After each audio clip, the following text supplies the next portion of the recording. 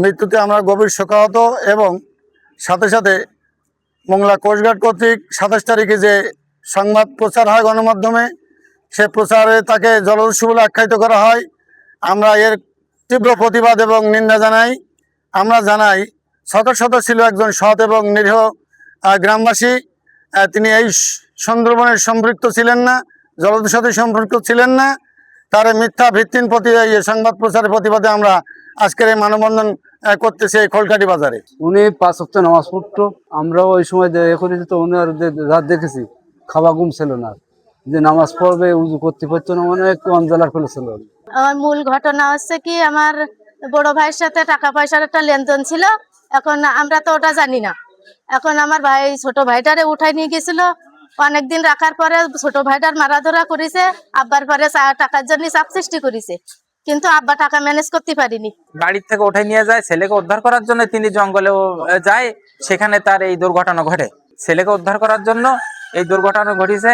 আমরা এই বিষয়ের জন্য পুরো এলাকাবাসী খুব দুঃখ প্রকাশ করছি এবং আমরা চাই এটার একটা সুস্থ বিচার জন্য আমরা পাই। আমার বড় ভাইয়ের সঙ্গে দুলাভাই বাহিনীর যখন একটা মূল মানে লেনদেন ব্যাপারে কোনো একটা সমস্যা ছিল হয়তো।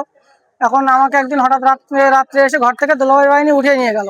নিয়ে আমার আব্বুকে অনেক চাপ দিল যে এরকম 19 লাখ 20 লাখ টাকা দিতে হবে, নাহলে আপনার ছেলেকে মানে অনেক ভয়ভীত দেখালো, মেরে ফেলবো, হ্যান করবো টান করবো।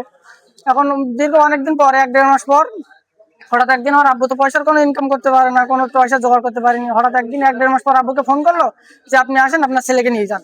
এখন আমার আব্বু গেলে আমার আব্বুকে রেখে দিল, আর আমাকে টাইম দিল যে 3-4 দিনের ভিতরে আমার আব্বুকে যদি ছাড়িয়ে নিয়ে আসতে হয় 19-20 লাখ টাকা আমি যেন তাদের হাতে দিয়ে আমার আব্বুকে ছাড়িয়ে নিয়ে আসি।